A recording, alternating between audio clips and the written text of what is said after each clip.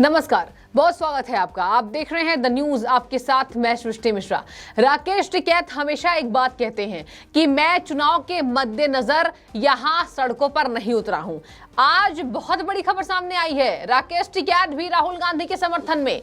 और देखिए, ये तो लाजमी था, जग जाहिर है कि जब भी केंद्र सरकार का अगर कोई भी व्यक्ति विरोध करता है तो राकेश टिकैत उसके बगल में जरूर खड़े नजर आते हैं। तो ये तो राहुल गांधी हैं, बहुत बड़े सांसद, कांग्रेस के बहुत बड़े नेता। और देखिए, यहाँ पर कांग्रेस नेता के समर्थन में राकेश टिकैत क्यों नहीं उतरे। यहाँ आपको बता दें, राकेश टिकैत ने क्या कहा, लोकतंत्र खतरे में है। यहाँ पर लोकतंत्र खतरे में है, यही बोलकर कहीं ना कहीं राहुल गांधी फंसे हैं, क्योंकि लोकतंत्र खतरे में बोलने के बाद ही लगातार उनका विरोध जताया जा रहा था। और आज देखिए, राकेश टिकैत को भी लोकतंत्र खतरे में लग रहा है। ये तब नहीं लगता है जब माफिया गुंडे अटैक करते हैं, ये तब नहीं लगता है जब आतंकवाद को बढ़ावा देने के लिए भारत में बैठे कुछ विरोधी उनका समर्थन करते हैं, लेकिन तब लोकतंत्र खतरा नहीं लगता है। आज राकेश टिकैत को लोकतंत्र इसलिए खतरे में लग रहा है क्योंकि राहुल गांधी के ऊपर केस चल रहा है, राहुल गांधी को सजा मिल गई है, तो मिर्ची तो लगेगी ही। देखिए, पूरे विस्तार से समझ लीजिए। ऊपर से यही नहीं रुक रहे हैं,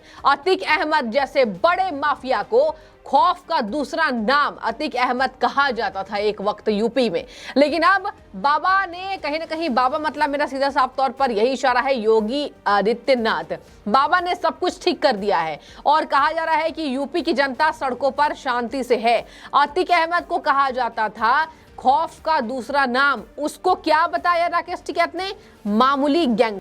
जी हाँ, सही सुन रहे हैं, आपको जरा धक्का लगा। अतीक अहमद जैसे माफिया जिसको लेकर पुलिस इतनी सक्रिय है कि कहीं वो भाग ना जाए, उसके वीडियोस वायरल हो रहे हैं कि कितनी टाइट सुरक्षा वहां पर है और पुलिस के कितना पुख्ता इंतजाम अतीक अहमद को जब जेल में शिफ्ट किया जा रहा था तब का है, वो काफिला कितनी बड़ी है, इसको लेकर राकेश टिकैत ने तंज कसा है। आपको बता दें कि अतीक अहमद को एक मामूली गैंगस्टर बताया है, एक मामूली अपराधी बताया है और कह रहे हैं ये तो मामूली अपराधी है। इसके बाद आपको बता दें क्या कह रहे हैं राकेश टिकैत कि हमें विपक्षी दलों को संयुक्त मोर्चा बनाने की आवश्यकता है। केंद्र सरकार के खिलाफ अगर कहीं ना कहीं हल्ला बोलना है तो हमें राजनीतिक संयुक्त मोर्चा बनाने चाहिए। आपको बता दें कि राकेश टिकैत ने यह भी कहा कि केंद्र सरकार कहीं ना कहीं धीरे धीरे सभी पार्टियों को खत्म करने के लिए काम कर रही है। यहाँ केंद्र सरकार ने किसी भी पार्टी पर अब तक अटैक नहीं किया, लेकिन चलिए, राकेश टिकैत को ये लग रहा है तो ठीक है, उन्हें लगते रहना चाहिए। क्योंकि देखिए, यहाँ पर वो हमेशा कह रहे हैं कि मैं किसान का बड़ा नेता हूँ, किसान मुझे सराहते हैं, किसान मुझे पूछते हैं तो मैं किसानों के लिए बात करूंगा।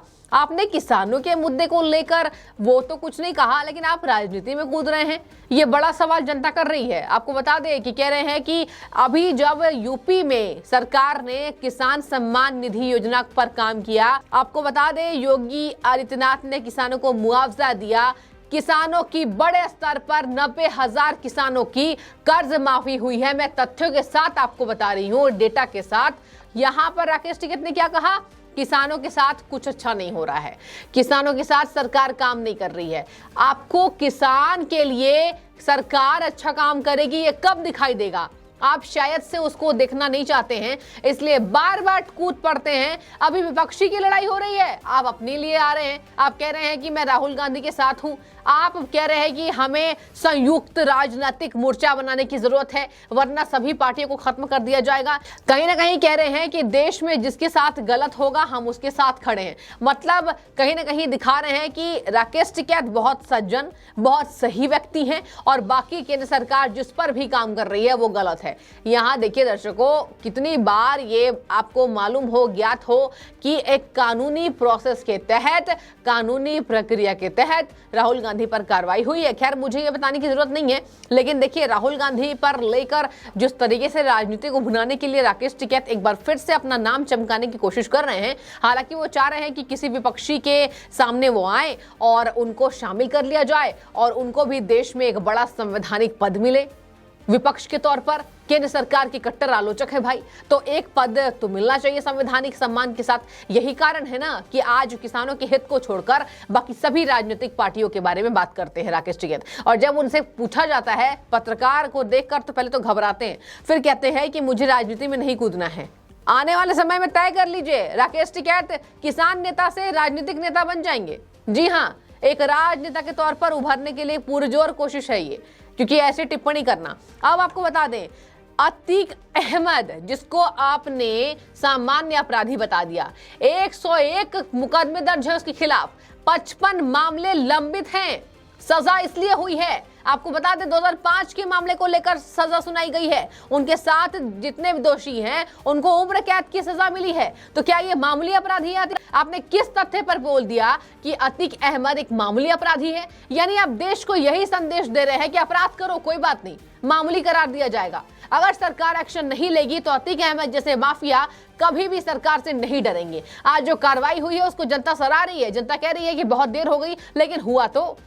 और किसी और सरकार में यह दम नहीं था कि अतीक अहमद जैसे माफिया को अंदर करके रहे, लेकिन आज ये काम योगी आदित्यनाथ ने किया है। देखिए दर्शकों, अतीक अहमद को मामूली शायद राकेश टिकैत इसलिए बता रहे हैं क्योंकि उन्हें योगी आदित्यनाथ यानी कि बुलडोजर बाबा डबल इंजन की सरकार से इतनी दिक्कत है कि तनातनी बनी हुई है। किसानों के हित में भी बात की, लेकिन उसको दरकिनार किया, सड़कों पर किसान को लेकर उतरे। अभी आपको बता दे, मैं पहले से ही ये बात आपको बता रही हूं, आने वाले समय में राकेश टिकैत कहीं ना कहीं एक बड़ा आंदोलन करने वाले हैं और ये कहेंगे कि किसानों के लिए काम नहीं कर रही है। आपको एक और बात इस पे बताती जाऊं, राकेश टिकैत ने सिखों और हिंदुओं को लड़वाने के लिए एक और नया संदेश दिया है। क्या दिया है?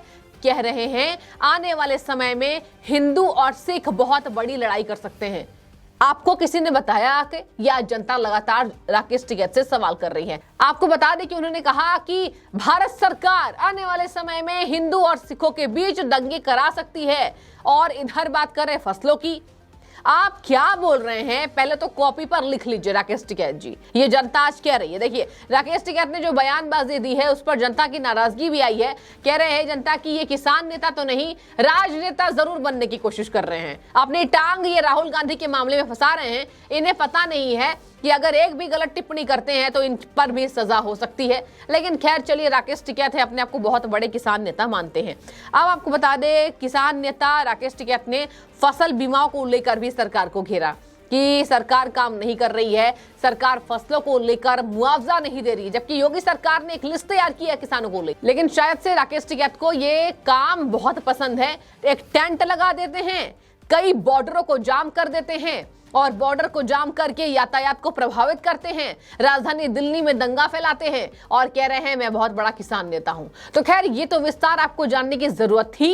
अतीक अहमद जैसे बड़े माफिया को, बड़े गुंडे को उन्होंने मामूली बताया है, केवल इसलिए क्योंकि एक तरफ विपक्षियों का समर्थन करना है, केवल इसलिए क्योंकि राहुल गांधी की बात पर मिर्ची लग गई है, केवल इसलिए कि केंद्र सरकार की योजनाओं को जनता सराह रही है और केवल इसलिए कि पी चिदम्बरम को भी यही लग रहा है कि जनता सड़कों पर क्यों नहीं उतर रही है। तो देखिए यहाँ पर ये राकेश टिकैत के बयान थे, जिसको लेकर लगातार जनता एक बार फिर से राकेश टिकैत को निशाना बना रही है और कह रही है चलिए आप ये ऐलान कर दीजिए कि आपको भी राहुल गांधी की तरह एक सांसद बनना है और आपको केंद्र सरकार से लड़ाई लड़नी है, क्योंकि आपके पास मुद्दा शायद कुछ भी नहीं है। तो देखिए आपकी जो भी राय हो, आप इस विस्तार को लेकर केंद्र सरकार पर किस तरीके से राकेश टिकैत ने हमला बोला है और कहा है कि अतीक अहमद एक मामूली गुंडे हैं, एक मामूली अपराधी हैं, इस तरीके से उनके ऊपर जो केस चल रहा है और जितनी गाड़ियां, जितने काफिले को उनको दिखाया गया है, ये गलत है। प्रधानमंत्री का काफिला वो नहीं है, मामूली अपराधी के पीछे इतना बड़ा काफिला चलता है। तो देखिए पूरी तरीके से एक तरफ राहुल गांधी का समर्थन करना, एक तरफ अतीक अहमद जैसे बड़े गुंडे को, बड़े कहीं ना कहीं अपराधी को मामूली बताना, ये क्या दर्शाता है जनता? आप मुझे जरा कमेंट में बताइए। आपका बहुत शुक्रिया हमेशा इधर न्यूज़ से जुड़ने के लिए।